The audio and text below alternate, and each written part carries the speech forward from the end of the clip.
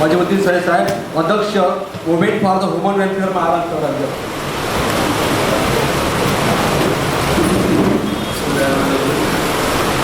सबसे पहले मैं बामसेफ को मुबारकबाद देना चाहता हूं कि आज हमारे देश में बामसेफ नाम की एक ऐसी संस्था है जिसके सहारे से पूरे देश के अंदर हक और इंसाफ की बात कहने के लिए एक फोरम हमारे पास है, जिसे पढ़े लिखे लोग, SC, ST और OBC के माइनॉरिटी के लोग जुड़े हुए हैं। ये हमारे लिए एक बड़ी खुशी की बात है कि आज हमारे बीच इतनी बड़ी संस्था है बामसेफ, जिसकी वजह से आज हम लोग खड़े होकर पूरे देश में अपनी बात कह सकते हैं।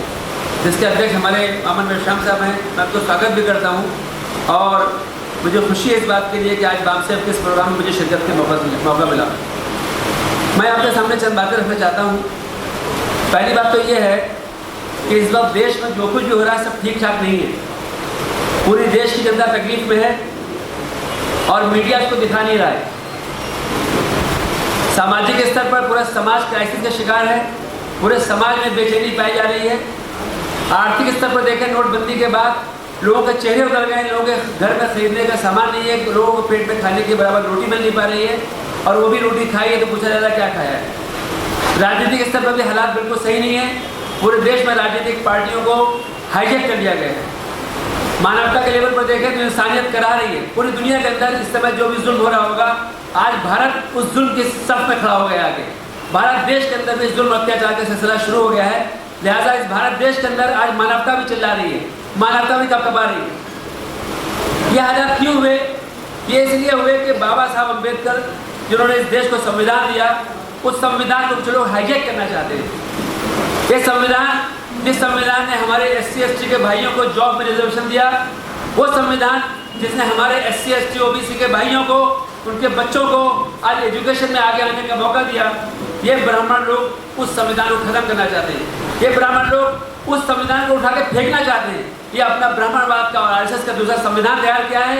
मुझे ऐसा पता चला है, मेश्राम साहब को ज़्यादा मालूम होगा, कि 80% संविधान तैयार हो गया है। इंडियन कॉन्स्टिट्यूशन के सामने एक नया संविधान तैयार किया गया है, जो इन्होंने ब्राह्मणवाद ने RSS के लोगों को तैयार किया है, जिसको हिंदू राष्ट्र का संविधान बनाने वाले हैं।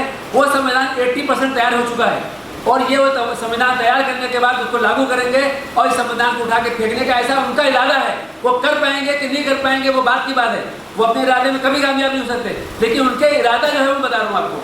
तो इस समय ये ब्राह्मण लोगों की पूरी चाल चल रही है कि इस संविधान को कमजोर किया जाए। आज ये संविधान की बदौलत मुसलमानों का हक है, इस संविधान की बदौलत SC, ST के लोगों को अपने देश में हक है जीने का, हमारे फंडामेंटल राइट्स हैं। लेकिन वो सारे के सारे हमारे राइट्स को खत्म करने की तैयारी की जा रही है इस संविधान को हटाकर। अगर संविधान हट गया तो देश बाकी नहीं बचेगा, अगर संविधान हट गया तो देश टूट जाएगा। इस देश को कोई बचा नहीं सकता। ये हमारा संविधान है जो बाबा साहब अम्बेडकर ने बहुत पहले देखा था, बहुत दूर तक देखा था कि हम इस देश को कैसे बचा सकते हैं। आज हमारा संविधान पूरी दुनिया के तमाम संविधानों में सबसे अच्छा संविधान है। इस देश के संविधान को आप देखें तो पूरी दुनिया में लगता है कि इंसाफ की बात कही जा रही है, लोगों के हकूक दिए जा रहे हैं, लेकिन इसी इंसाफ के संविधान को, इसी न्याय प्रणाली के संविधान को हटाने के लिए ये ब्राह्मणवाद के लोग पूरी तैयारी कर रहे हैं। इस देश में एक दूसरा काम हो रहा है कि नफरत फैलाई जा रही है। नफरत फैलाने के लिए SC, ST, आपने देखा उन्ना में हमारे दलित भाइयों को कैसा मारा इन्होंने, और उसके बाद मुसलमानों को गाय के नाम पर किस तरीके से मारा जा रहा है। अभी जुनैद का कत्ल किया और कितने मुसलमानों को गाय का गोश्त खाया और करके किस तरीके से मारा जा रहा है, पूरा देश जानता है इस बात को। आतंकवाद के नाम पर मुसलमानों को और नक्सलवाद के नाम पर हमारे SC, ST के भाइयों को परेशान किया जा रहा है। मैं एक सवाल पूछना चाहता हूँ भारत के लोगों से, मुसलमानों से और SC, ST के लोगों से, क्या आप एक डेट तय करो कि कब तक आप लोग मार खाओगे? इस देश के मुसलमानों से और SC, ST के लोगों से पूछता हूँ कि आप लोग तारीख तय करो कि कब तक आप ब्राह्मण के लोगों के हाथ से मार खाओगे। वो डेट तय करना चाहिए। आज पूरे देश में इस देश को कमजोर करने की पूरी साजिश की जा रही है। सरकार की जो प्रॉपर्टी है अरबों खरबों रुपए की, वो प्रॉपर्टी कौड़ियों के दाम पर दोस्तों को दी जा रही है। जो RSS परिवार के लोगों के, हमारे प्रधानमंत्री के, BJP के लोगों के जो दोस्त हैं, उन लोगों को ये हमारे देश की प्रॉपर्टी के घाटे में जा रहा है, ये नुकसान हो रहा है।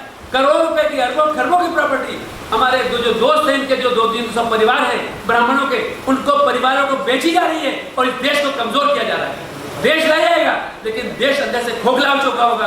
ये सारे लोग इस देश की एक चीज पे काबिल होकर देश के मालिक बन चुके होंगे। ये पूरा प्लान चल रहा है, आज भी चालू है। इसकी लेटेस्ट मिसाल एयर इंडिया का घाटा दिखाकर पूरे एयर इंडिया की सारी बिल्डिंगें, सारी प्रॉपर्टी, सारे एरोप्लेन सब बिक जाएंगे, फिर बाद में एयरपोर्ट बेच देंगे, रेलवे को बेच देंगे, पूरे देश को बेचने का ये चंद दोस्तों के लिए किया जा रहा है।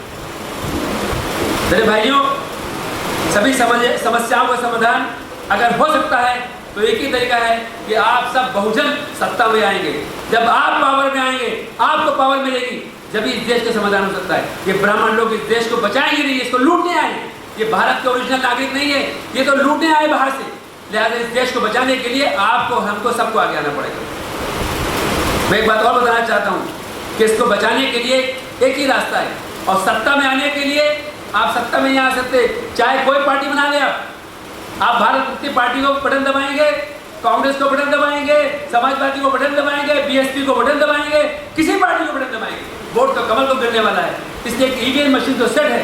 मैं पूछता हूँ सवाल कि अगर हमारे आरएसएस के लोग, हमारे देश के ब्राह्मण जो अपने आप को बहुत इंसाफ पसंद करते हैं, जो बहुत न्याय की बात करते हैं, अगर इतने न्यायप्रिय लोग हैं तो आप ले आओ पेपर बैलेट।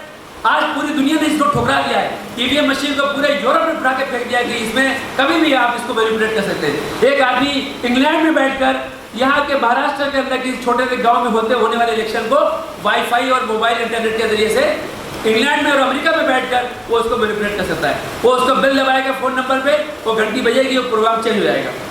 मशीन यहाँ आपके बीच में, आपके हाथ में मशीन रहेगी, और इंग्लैंड और अमेरिका में बैठकर उस आदमी उस फोन के जरिए से सारी फिगर को चेंज करके अपने हिसाब से करेगा। आप कहाँ हैं? दुनिया तो आज बहुत तरक्की कर चुकी है। लिहाजा तरक्की अगर अच्छे के लिए की जाए तो अच्छा ही है, लेकिन इस तरक्की का अगर गलत इस्तेमाल किया है तो बहुत बुराई भी है।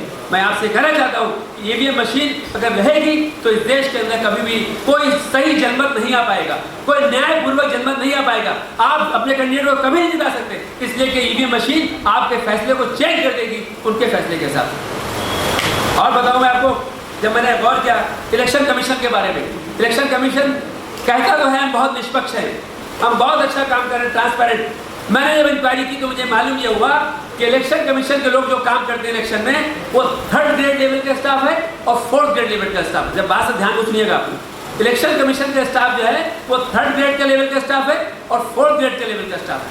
और जो 1st ग्रेड और 2nd ग्रेड का जो स्टाफ है वो ब्यूरोक्रेट्स हैं जो परिवार के लोग बैठे हुए, जो सरकार चला रहे हैं। इलेक्शन कमीशन उनके हाथ से चलता है।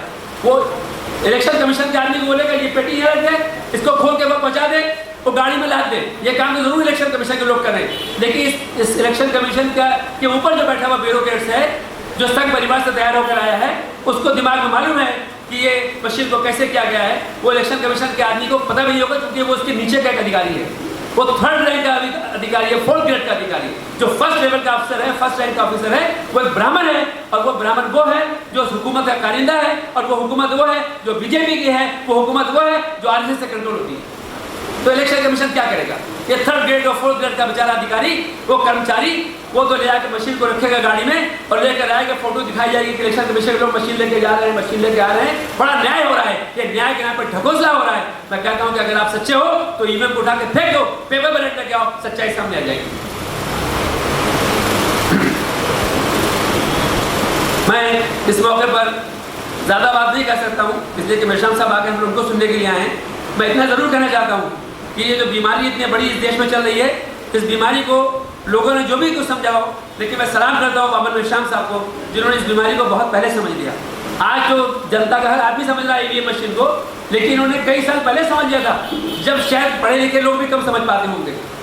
उस समय उन्होंने समझ लिया, और मैं समझता हूँ 5-7 साल पहले की बात है जब बाबर मेहशाम साहब सुप्रीम कोर्ट में पहुँच गए। तो ये इनका ही कारनामा है, ये इनका ही लेवल है कि जो बातों को बहुत गहराई से समझते हैं और दुश्मनों की चालों को जानकर उनकी जड़ों पे हमला करते हैं। मैं सलाम करता हूँ बाबर मेहशाम को, जिन्होंने इस लड़ाई को बहुत पहले शुरू कर दिया है। और मैं चाहता हूँ कि हम सब मुसलमान दलित, SC, ST, OBC और भारत में रहने वाली तमाम न्यायप्रिय जनता से गुजारिश करता हूँ कि सब लोग मिलकर आओ और साथ दो कि वामन वैश्याम तुम आगे चलो, हम तुम्हारे साथ हैं, पूरा देश तुम्हारे साथ है। इस देश के अंदर ईवीएम को उठा के फेंकना है। और वैश्याम साहब, आप जो चाह रहे हो कि पेपर बैलेट लाना है तो पेपर बैलेट को लाना है। हमको इस देश को बचाना है। इस देश को बचाने के लिए, इस देश को कमजोर होने से बचाने के लिए, इस देश की जनता को बचाने के लिए ईवीएम को उठा के फेंकना है। आपकी इस लड़ाई में हम सब आपके साथ हैं। शुक्रिया।